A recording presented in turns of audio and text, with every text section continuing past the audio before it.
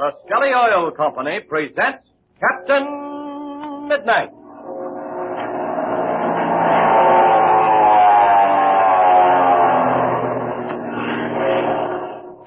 Captain Midnight, brought to you every day, Monday through Friday, at this same time, by the Skelly Oil Company, Skelly Jobbers and Dealers.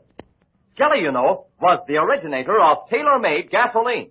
Skelly Aromax, the gasoline that's weather right for your car. And now, fellas and girls, here's what I've been waiting to tell you about.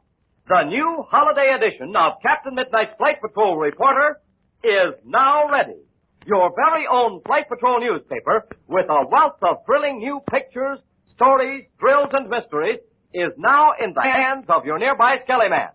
And say, I know you'll agree that it's the most entertaining and exciting issue of the Flight Patrol Reporter you've ever seen. Listen, here are just a few of the thrilling features.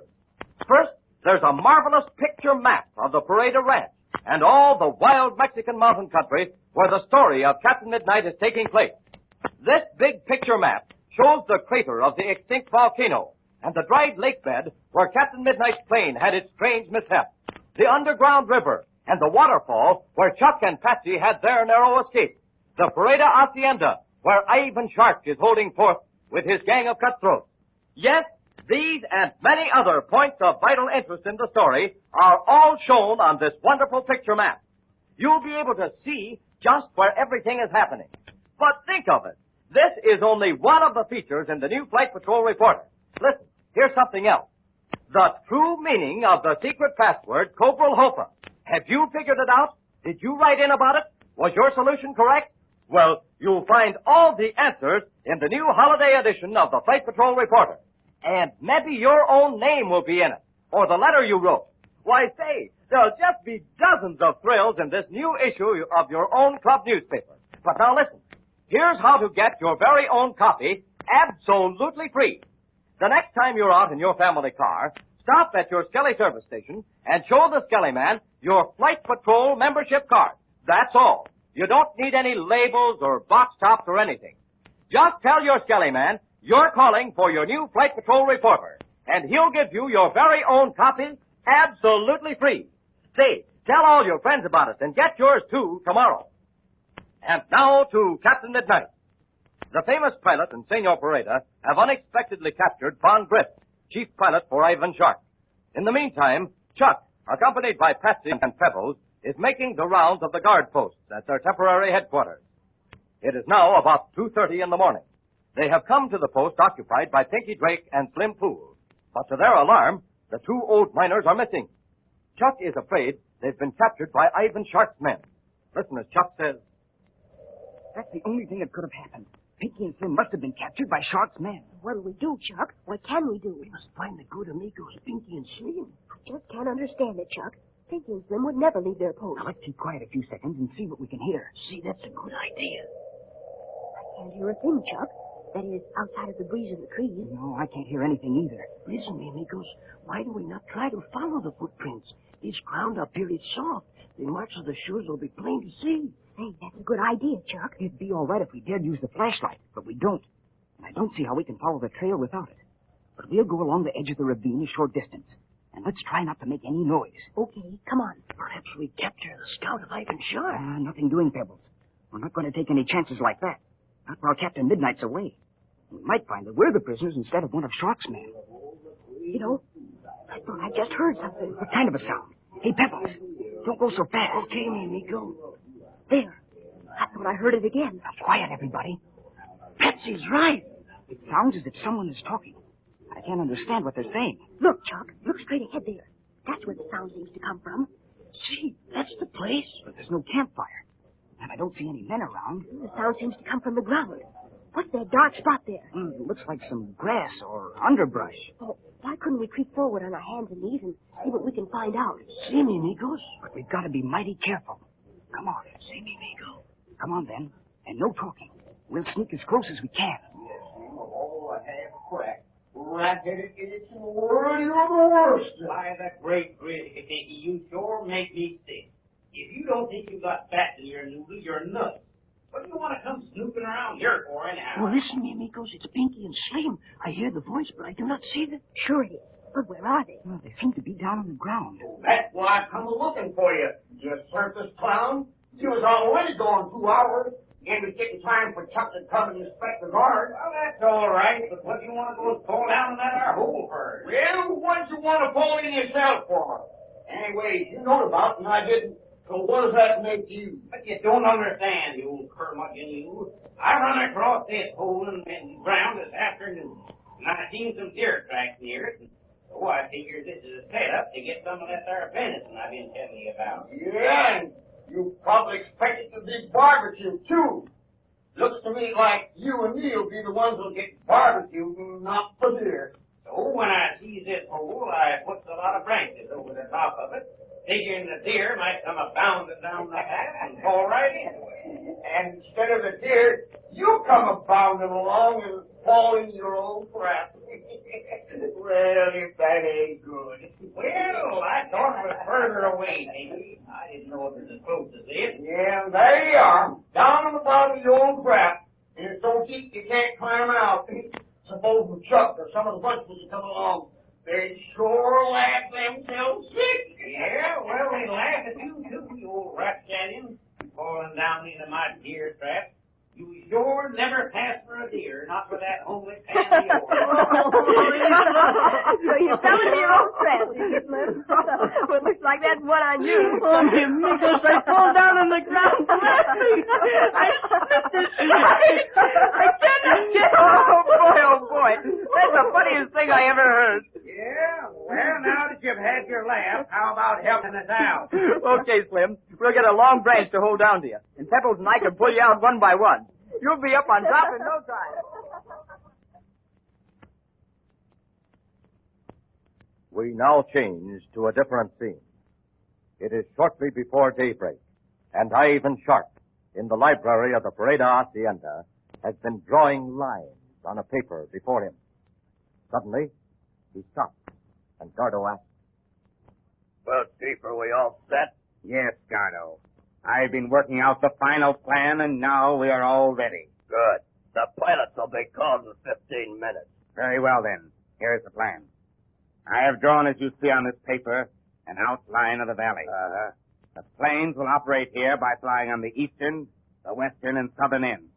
They will start the herd moving northward. Okay, Chief, I get you. Now, one plane must always be on the east, another on the west, and a third one on the south.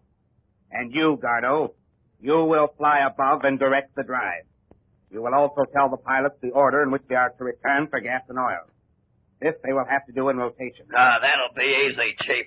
We can always have 4 planes in the air anyway, while one's getting refueled. Yes, that is what must be done. Well, where'll you be, Chief? At intervals, Gardo, I will take off in my own plane to see how the drive is progressing.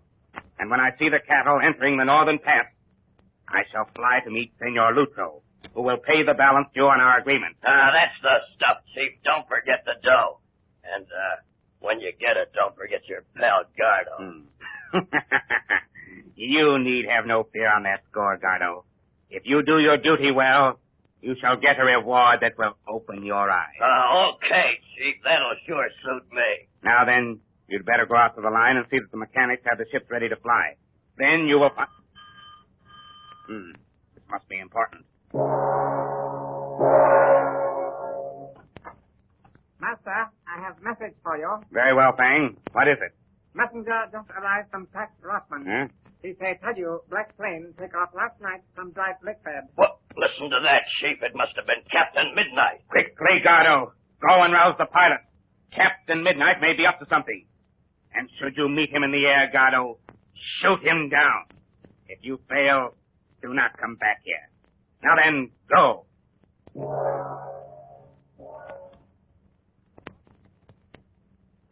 Again, we return to the little circular valley in the mountains.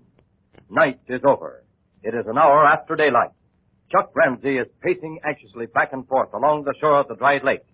Standing near him are Patsy, Pebbles, Pinky, and Slim. Listen as Patsy explains. Something must have happened, Chuck, or Captain Midnight would have been back by this time.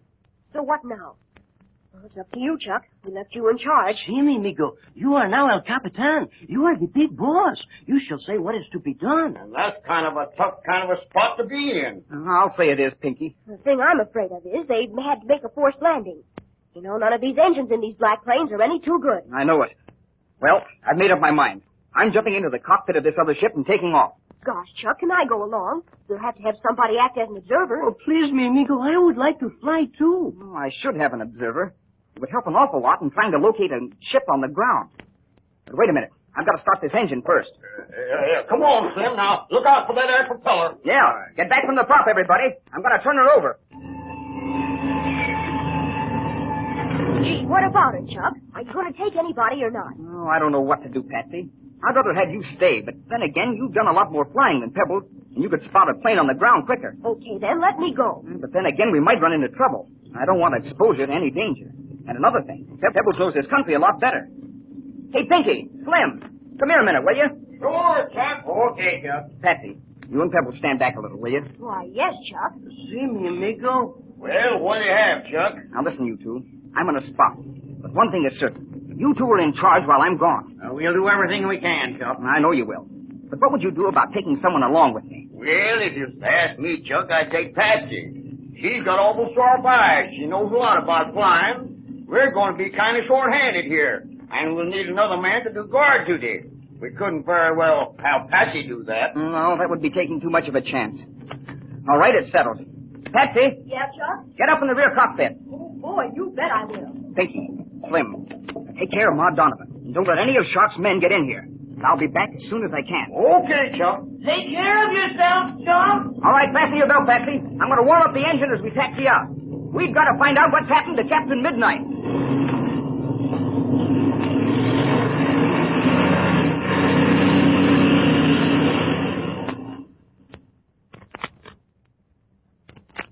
Well, Chuck and Patsy have taken off on a dangerous mission indeed. This morning, the air will be full of planes flying for Ivan Shark. Don't miss the thrilling cattle drive in the next adventure. Tune in tomorrow to Captain Midnight. Say, isn't it going to be swell to have a clear, detailed picture map of the very place where the story of Captain Midnight is taking place, so you can see the whole thing right before you as you listen? And boy, oh boy, is it going to be some sport to find out the true meaning of the secret password, Cobral Hofa, and read the names of those who sent in the best correct answers. Oh, but shucks, this isn't a drop in the bucket to all the other fun you'll find in the swell new holiday edition of the Flight Patrol Reporter. And think of it, it's absolutely free. Just show your Skelly Man your Flight Patrol membership card, and you get your very own free copy right on the spot with no waiting. So remember, the next time you're out in the family car, tonight, tomorrow, or this weekend, stop at your Skelly service station for your new holiday edition of the Flight Patrol Reporter. It's ready and waiting for you right now. And don't forget to tune in again tomorrow, same time, same station, for further transcribed adventures of Captain Midnight, brought to you by the Skelly Oil Company, Skelly Jobbers and Dealers. What will happen to Chuck on his dangerous mission? Can he stop the cattle drive single-handed? And where is Captain Midnight? Be sure to listen tomorrow. Until then, this is Don Gordon, your Skelly Man, saying goodbye and happy landing!